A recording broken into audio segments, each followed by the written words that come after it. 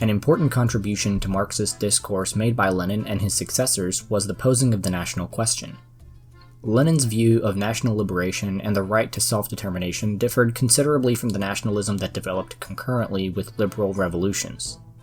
The objective of the liberal nationalist project, the project that was produced in the death throes of feudalism and challenged the fading status quo, was to establish a national identity that transcended other social relation. What mattered in this bourgeois nationalism was that the individual belonged to the nation, not to their genetic lineage or some membership in a clan. Consequently, bourgeois nationalism also placed the national identity above class. Bourgeois nationalism is a bourgeois class outlook that preaches to the people of a nation or national group that regardless of class, they have more in common with one another than they do with the people of other nations. Nationalism helps bind the working class to the bourgeoisie of its nation. So, when Leninists speak of a movement for national liberation, what do they mean? Left-wing nationalism advocates for the oppressed colonial nations to rise up against imperialist or national control.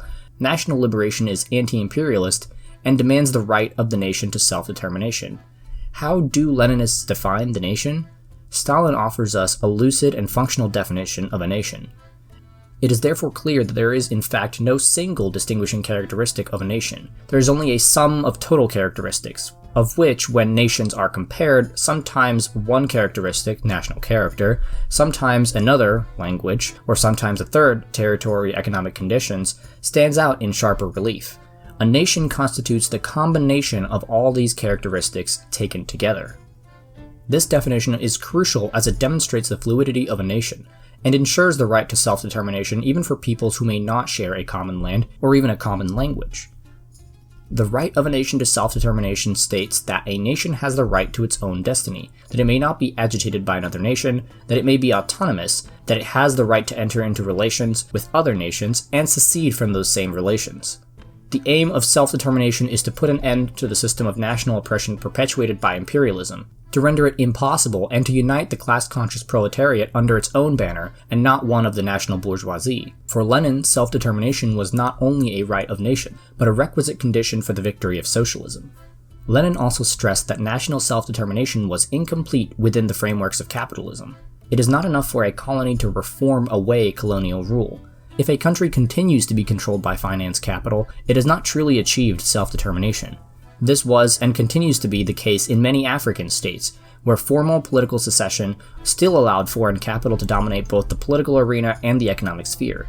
Even today, many underdeveloped countries have not been totally liberated, living at the command of foreign capital and external institutions such as the IMF. This observation did not mean that national liberation could only occur outside capitalist frameworks. The aim of socialism is not only to abolish the present division of mankind into small states and all national isolation, not only to bring the nations closer to each other, but also to merge them.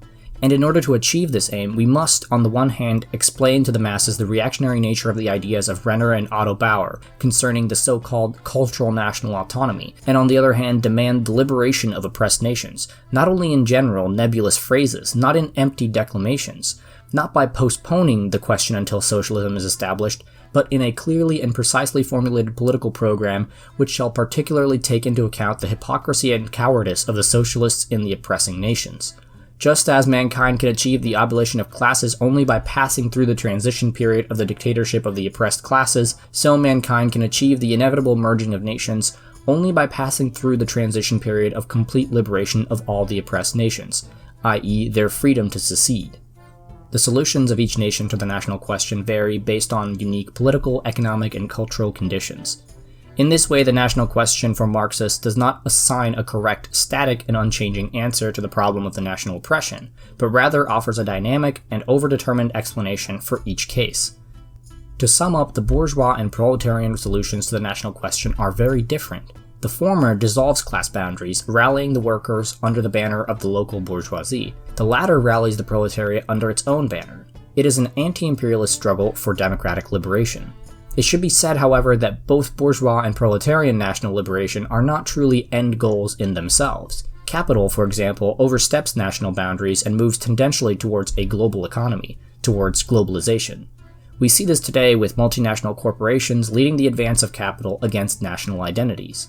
Left-wing movements for self-determination are similarly transitionary. The end goal for proletarian national revolutions is the establishment of an international socialist unity, a dissolution of national boundaries, and the unification of the working peoples across the world. Thus, the difference between bourgeois nationalism and proletarian nationalism is simply that the former wants globalization under the control of capital, while the latter hopes to establish internationalism under the control of the people. That's where we will end the video for today. We have left one aspect of this discussion completely unanswered. How did all of these things play out in the Soviet Union? To answer this question, we have to delve into Soviet history, which expands the topic of discussion considerably. For now, we will leave the question here. A huge thanks to all the patrons who support this channel and allow it to continue to increase the quality and content of these videos. The link to the Patreon is in the description if you want to support the project. And until next time, remember, the philosophers have only interpreted the world in various ways. The point is to change it.